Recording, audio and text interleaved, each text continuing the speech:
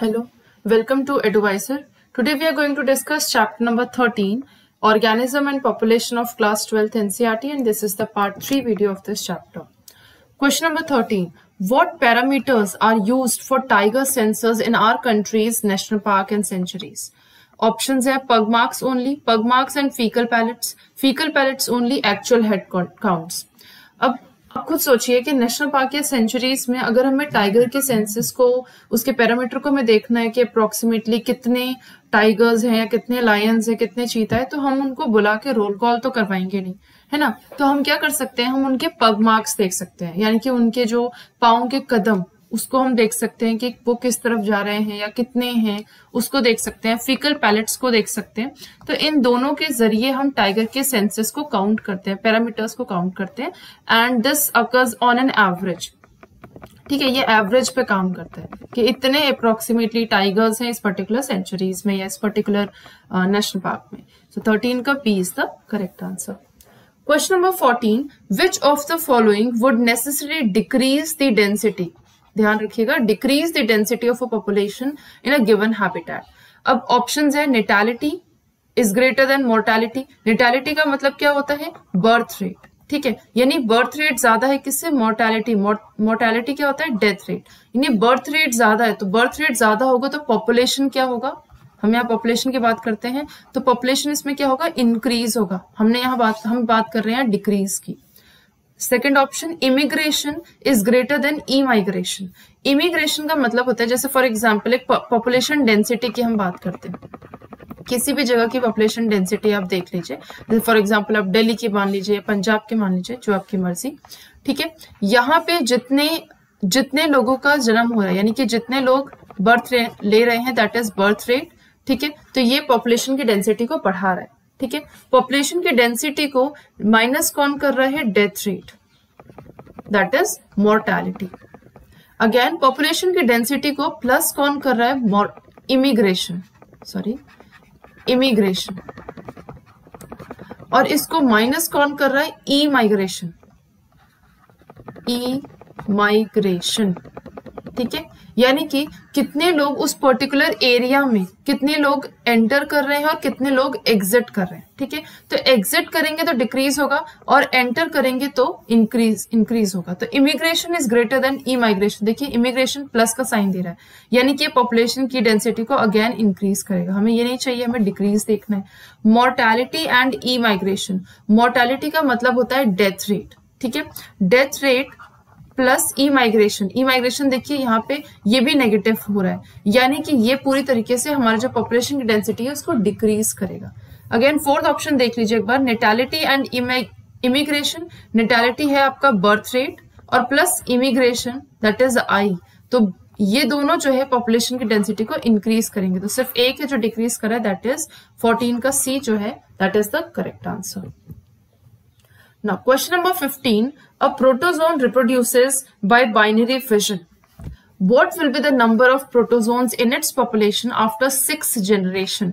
ठीक है, ये पूछा है। तो हम सबको पता है कि जो प्रोटोजोन्स होते हैं वो बाइनरी फिशन करते हैं। तो बाइनरी फिशन करने के बाद 1 प्रोटोजोन से हमें कितने मिलेंगे, उसके डॉटर सेल्स कितने मिलेंगे, हमें अप्रोक्सीमेटली 2, मतलब अप्रोक्सीमेटली नहीं, बाइनरी फिशन से 2 ही मिलते हैं, तो 2 डॉटर सेल्स मिलेंगे आपको।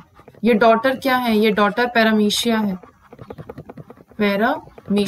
अगेन ये भी आपका डॉटर पैरामीशिया, यानी कि 1 से आपको 2 मिल रहे हैं, ठीक है। आपको देखना है कि 6th जनरेशन में कितने हैं, तो एक फॉर्मूला यहाँ पे 2 की पावर n, ठीक है। n क्या है, n is the number of generation, क्या है, नंबर ऑफ जनरेशन, कितने जनरेशन है उसको यहाँ पे आप लिख दोगे, ठीक है।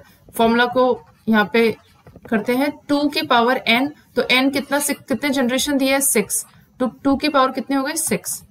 तो इस तरीके से आप लिख सकते हो इसको,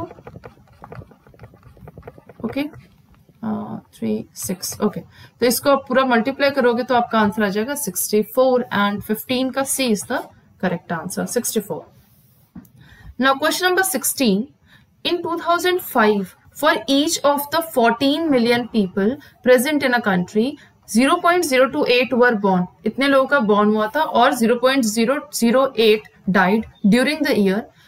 अब यहां से ये इन्होंने एक प्रोपोर्शनेट बता दिया, इसके बाद नेक्स्ट शुरू होता है क्वेश्चन यहां से, using exponential equation the number of people present in the 2015 is predicted as.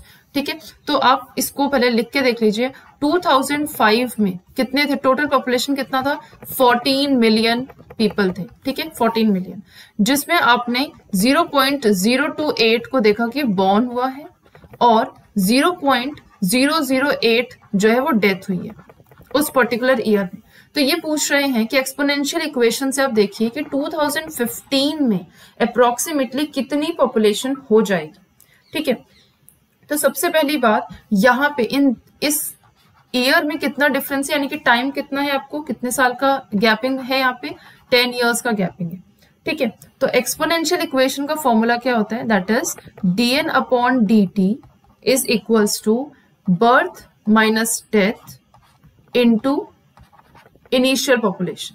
ठीक है, तो यहाँ पे आपका dn/dt कितना है, यानी कि टाइम कितना दिया है, अप्रोक्सीमेटली 10 इयर्स।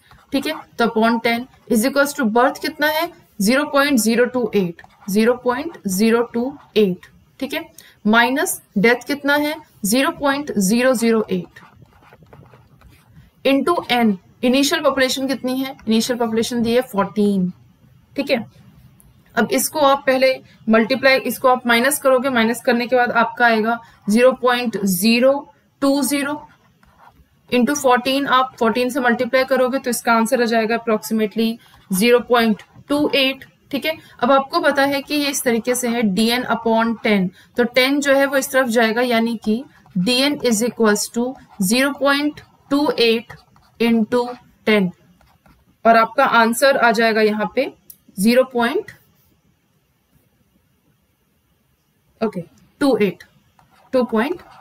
ठीक है, ये आपका आंसर हो जाएगा क्योंकि इंटू 10 से मल्टीप्लाई किया है। अब इनिशियल पॉपुलेशन कितनी थी, इनिशियल पॉपुलेशन थी आपकी 14। ठीक है, और ये इंक्रीमेंट कितना हुआ, यानी कि इस 10 साल में कितना पॉपुलेशन बढ़ गया, 2.8 मिलियन पॉपुलेशन बढ़ गया है। तो 14 प्लस 2.8 कितना आएगा, 14 plus 2 16.8 million population, million people, इतने लोग बढ़ गए हैं 10 साल में। तो जो कि अप्रॉक्स किसके पास बैठ रहा है, 17 मिलियन के।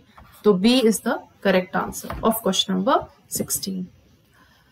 Now question number 17, amensalism is an association between two species where, association की बात हो रही है तो हम सारे एसोसिएशन को देख लेते हैं। यहाँ पे प्लस प्लस लिखा है, प्लस प्लस में यानी कि ऐसा दो स्पीशीज का ऐसा एसोसिएशन जिसमें दोनों को फायदा हो रहा है, यानी कि जो आपका होस्ट है और जो उसके ऊपर करस्पॉन्ड कर रहा है वो दोनों को फायदा हो रहा है। इसको हम कहते हैं म्यूचुअलिज्म। ठीक है, जैसे फॉर एग्जांपल आप लाइकेन का यहाँ पे एग्जांपल ले सकते हो। लाइकेन किसका एसोसिएशन है, फंगस का है और एल्गा का है। तो फंगस जो है वो उसको न्यूट्रिएंट, उसको वाटर, सब कुछ बहुत प्रॉपर तरीके से प्रोवाइड करता है। एल्गा क्या है, एल्गा फोटोसिंथेटिक एल्गा है, वो उसको फूड प्रोवाइड कर रहा है किसको, फंगा को। और इस तरीके से आपका एक एसोसिएशन बनता है, दैट इज लाइकेन। तो एक दूसरे को वो फेवर कर रहे हैं, that is mutualism. Minus minus क्या होता है, कॉम्पिटिशन। जब भी दो लोग की लड़ाई हो जाएगी, ठीक है, जैसे फॉर एग्जांपल पैरामीशियम के एक मान लीजिए सुपीरियर है और एक इंफीरियर है, पैरामीशियम कॉर्डेटम और पैरामीशियम ऑरेलिया। तो जो paramecium aurelia that is the superior one, paramecium caudatum जो है that is the inferior one. तो जो सुपीरियर है वो इंफीरियर को एलिमिनेट कर देगा। तो यानी कि नेगेटिव नेगेटिव, जब भी दो लोगों की लड़ाई होती है दोनों को चोट तो लगती ही है, तो दोनों को कहीं ना कहीं नुकसान हो रहा है, तो that is competition. Plus minus, plus minus को देखिए, एक तो इसमें आ जाएगा प्रीडेशन, ठीक है, प्रे प्रीडेटर वाला प्रीडेशन। ठीक है, जैसे फॉर एग्जांपल आप टाइगर और डियर को देख लीजिए। टाइगर डियर को खा रहा है तो टाइगर को फायदा मिल रहा है, लेकिन डियर को तो कोई फायदा नहीं, डियर का तो नुकसान हो गया भाई, क्योंकि वो तो चला गया ना किसी के पेट के अंदर। तो that is the predation, plus और माइनस का। ठीक है, माइनस और प्लस यहाँ पे आप ले सकते हो पैरासिटिज्म। पैरासिटिज्म जैसे for example head lice on human head या ह्यूमन हेयर, बालों में जो जुए होते हैं, तो जुए को फायदा मिल रहा है भाई, वो हमसे खून, वो 5 स्टार होटल में है ना, तो वो तो खून हमसे ले रहा है, लेकिन हमारा नुकसान हो रहा है, इचिंग भी हो रही है, प्रॉब्लम भी हो रही है। तो पैरासिटिज्म, एक को फायदा मिल रहा है, एक को नुकसान हो रहा है। ठीक है, प्लस और जीरो, प्लस और जीरो किसका होता है, कमेंसलिज्म का। कमेंसलिज्म। कमेंसलिज्म में क्या है, एक को तो फायदा हो रहा है लेकिन एक को फर्क भी नहीं पड़ रहा है। जैसे फॉर एग्जांपल आप ले सकते हैं कैटल का और कैटल ईग्रेट का, कैटल प्लस कैटल ईग्रेट। आपने कई बार देखा होगा कि जो ग्रेजिंग काउज होती हैं वो जब ऐसे ग्रेज कर रहे हो तो उसके ऊपर एक सफेद कलर की एक चिड़िया बैठी रहती है, उसका नाम होता है ईग्रेट। वो चिड़िया किस लिए बैठी होती है, वो इंसेक्ट के लिए। और जहां जहां वो गाय जो है घास खींचती हैं वहां पे वो उसके आसपास खड़ी रहती है, ताकि वो जो जैसे उन्होंने घास निकाला वैसे उसमें से जो इंसेक्ट्स निकलेंगे उसको ही ईग्रेट खा जाएंगी। अदरवाइज उनको वो पॉसिबल नहीं होता है कि वो अंदर से वो इंसेक्ट्स को निकाल के खा पाए। तो एक को तो फायदा मिल रहा है, यानी ईग्रेट को तो फायदा मिल रहा है, लेकिन कैटल को उसके होने या नहीं होने से कुछ नुकसान फायदा कुछ भी नहीं है। ठीक है, दैट इज कमेंसलिज्म। नेगेटिव और जीरो। अब बात आती है जो हमारा क्वेश्चन पूछा है, दैट इज अमेंसलिज्म। अमेंसलिज्म में क्या होता है, एक स्पीशीज को बहुत ही बुरी तरीके से नुकसान हो रहा है लेकिन दूसरे को फर्क भी नहीं पड़ रहा है। ठीक है, आप यहाँ पे पार्थेनियम का एग्जाम्पल ले सकते हैं। पार्थेनियम एक ग्रास है जिसको हम कैरेट ग्रास या फिर इस तरीके से, मतलब जंगली होते हैं ये पार्थेनियम।